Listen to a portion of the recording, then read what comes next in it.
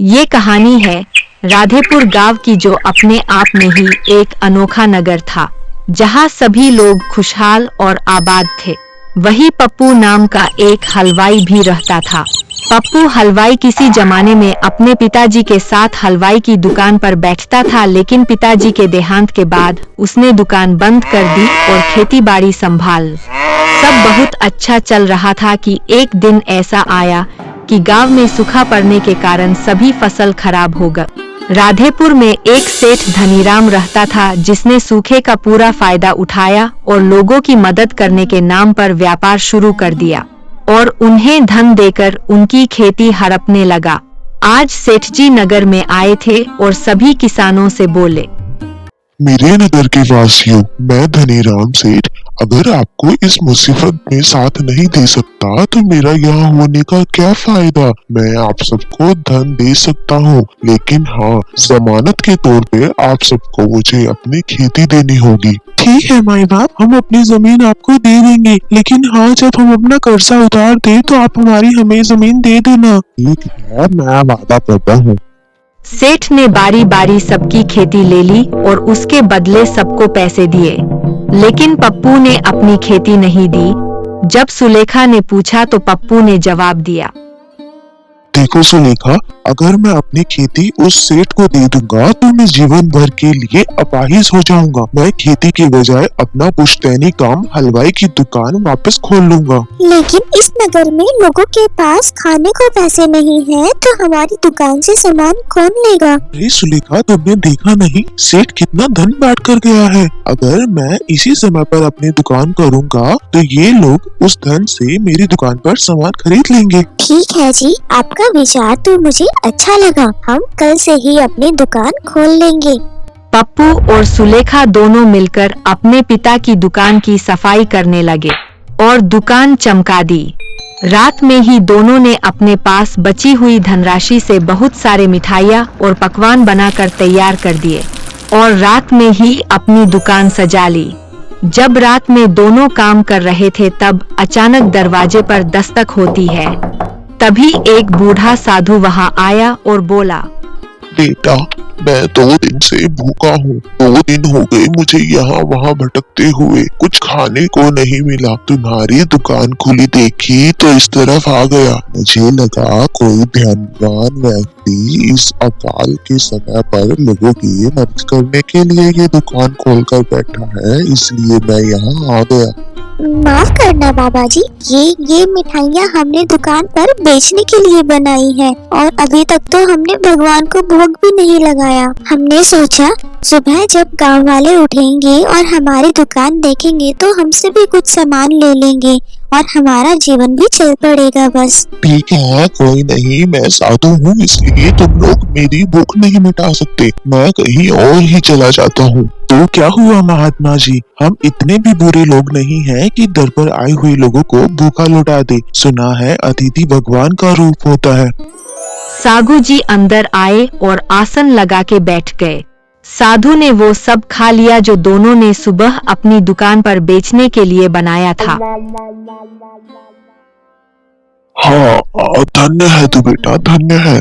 आज तूने साधु की बरसों की भूख मिटा दी। मैं चलता हूँ। सुलेखा को साधु का व्यवहार अच्छा नहीं लगा, लेकिन वो अपने पति के सम्मान के लिए चुप रही। साधु जैसे ही बाहर निकले तो रुक गए और पप्पू को बुलाया, बेटा इधर आ, आज मैं तेरी इस सेवा से बहुत खुश हूँ। इधर आ, मैं तुझे कुछ देना चाहता हूँ। महात्मा जी, आपने हमारे घर से भोजन ग्रहण किया है, हमारे लिए बस इतना ही काफी है। हम आपसे कुछ नहीं लेंगे। नहीं बेटा, मुझे पता है कि तुम्हारी स्थिति कैसी है और आगे तुम्हारे संकट आने वाला है, तो मेरी कही हुई बात को मत टालो। पप्पू ने हाथ जोड़ लिए और दोनों साधु के कदमों में बैठ गए। साधु ने अपनी झोली से कढ़ाई निकाली और पप्पू को दी, साथ ही कहा, बेटा, ये कढ़ाई कोई मामूली कढ़ाई नहीं है, ये जादुई कढ़ाई है। इसमें तुम श्रद्धा के अनुसार सच्चे मन से जो कुछ भी डालोगे वो 2 गुना हो जाएगा। हाँ, मगर याद रखना, अगर किसी दिन किसी पापी के हाथ ये कढ़ाई लग गई और उसने इसका फायदा उठाया तो इसका फायदा नहीं, नुकसान होगा, नुकसान। देखा, आज का जमाना कैसा आ गया है। लोग बेवकूफ बनाकर अपना काम निकाल कर चले जाते हैं। हमने इतनी मेहनत से ये सब बनाया था, अब हम क्या करेंगे जी। अरे सुलेखा, इसमें इतना दुखी होने की क्या बात है। हमें तो खुश होना चाहिए कि हमारा पहला ग्राहक एक साधु था और उसने हमें आशीर्वाद दिया है। आशीर्वाद। चलो ये सब छोड़ो और जो कुछ भी घर में बचा है वो ले आओ, उसी से थोड़ा बहुत कुछ बना लेते हैं, अब सुबह होने ही वाली है। पप्पू और सुलेखा के पास अब बस थोड़ा सा राशन ही बचा था, जिसे उन्होंने बनाना शुरू किया, लेकिन काम करते करते दोनों थक कर सो गए और उनके बनाए मिष्ठान को एक कुत्ते ने आकर खा लिया। अरे अरे अरे, ये क्या, देखो जी, ये क्या हो गया।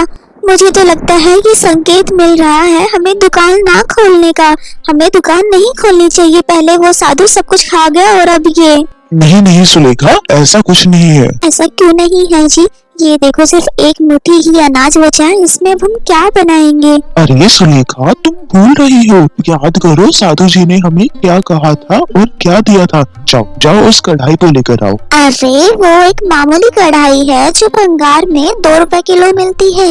हाँ हाँ, जाओ वही कढ़ाई लेकर आओ। अगर लोगों के लिए नहीं बना सकते तो बचे कुचे राशन से इस कुत्ते के लिए ही और बना देंगे।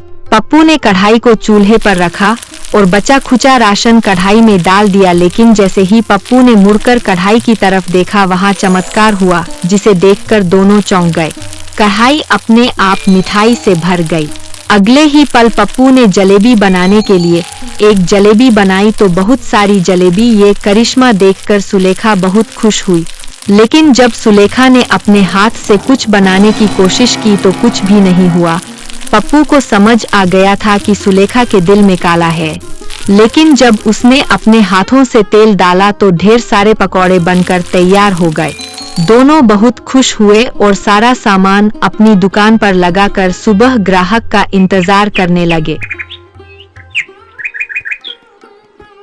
अरे वाह, आप तो जादुई हलवाई बन गए जी। आपके हाथों में तो जादू आ गया है। नहीं नहीं सुलेखा, ये जादू नहीं, विश्वास का खेल है जो उस साधु महात्मा ने मुझे दिया है।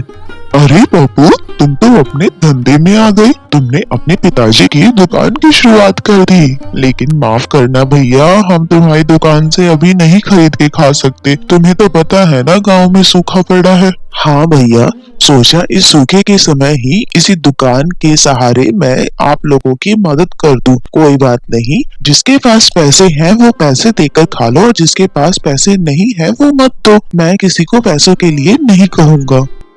पप्पू ये दरिया दिल देखकर लोगों ने जमकर उसकी प्रशंसा की। अब कुछ लोग उसकी दुकान पर पैसे से खाते तो कुछ अपनी भूख मिटाकर चले जाते, लेकिन साधु की कृपा से उसके भंडार में कोई कमी नहीं आती। पप्पू रोज रात को ढेर सारे पकवान बनाता और अपनी दुकान में रख देता, लेकिन जब पप्पू की दरियादिली वाली बात सेठ धनीराम तक पहुंची तो उसने कहा, अरे ये कौन पप्पू है जिसने ना तो जमीन दी और ना ही वो भूखा मर रहा है। वो भूखा नहीं मर रहा बल्कि भूखों को खाना खिला रहा है। उसकी दुकान पर जो भी जाता है वो खाना खाकर आता है और पैसे देता भी नहीं है। अरे पैसे क्यों नहीं ले रहा वो क्या कोई जादुई हलवाई है जो जादू से बनाकर सामान बेच रहा हो? जादुई हलवाई ही समझिए सेठ जी, क्योंकि आज तक उसकी दुकान में तंगी नहीं आई। अरे नमक हरामो, तो खड़े क्या हो, पता लगाओ ये सब कैसे हो रहा है, आखिर माजरा क्या है? अरे पप्पू भाई, पूरे गांव में अकाल पड़ा है तुम्हारी दुकान कर छोड़कर। आखिर कहाँ से बनाकर लाते हो तुम ये सब? अरे भाई, तुम क्यों परेशान होते हो? ये तो मैं श्रद्धा के भाव से बनाता हूँ, जो कि इस अकाल के काल से भी बड़ी है। तुम बस खाओ, पैसे नहीं है तो मत दो, लेकिन उससे ज्यादा सवाल मत पूछो तुम। पप्पू की बात सुनकर दोनों सेठ के पास वापस आए और बोले, अब मेरा शक यकीन में बदल गया है। अब आगे का सारा कुछ मैं खुद पता लगा लूंगा आज रात को जाकर। ये कहकर सेठ रात में ही पप्पू के घर चला जाता है और जाकर खिड़की में से छुप कर देखता है कि क्या माजरा है। कढ़ाई का करिश्मा देखकर सेठ चकरा जाता है और सेठ मौके के इंतजार में बैठ गया, लेकिन उसको कोई मौका नहीं मिला कढ़ाई चुराने का। तो उसने एक चाल चली।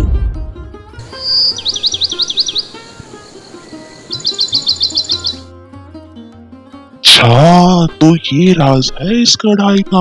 अब इस कढ़ाई को मैं चुरा लूंगा और नोट डालकर नोट ही नोट छापूंगा। इसको तो अच्छे से कढ़ाई का इस्तेमाल ही नहीं करने आता। इस कढ़ाई का तो असली हकदार मैं ही हूँ। देखो पप्पू, ये पर्चा तुम्हारे पिताजी का लिया हुआ है, जिसमें उन्होंने साफ साफ लिख रखा है कि अगर वो मेरा कर्जा नहीं उतार पाए तो मैं उनका दुकान के समेत सारा सामान ले लूं। इसलिए आज से उस दुकान का और उस दुकान के अंदर रखा हर एक छोटी से छोटी चीज का मालिक मैं हूँ, चाहे वो एक कढ़ाई ही क्यों ना हो। अरे अरे, लेकिन सेठ जी, पिताजी ने तो हमें इस बारे में कुछ भी नहीं बताया। अरे तो मैं क्या करूँ, तेरे पिताजी ने तो मरने के बारे में भी नहीं बताया था, लेकिन मर गया ना। सेठ ने दुकान और उसके सामान को धोखे से छीन लिया। अरे ये क्या, वो कढ़ाई तो साधु महाराज ने हमें दी थी ना, तो उस पे उसका हक कैसे हो सकता है जी?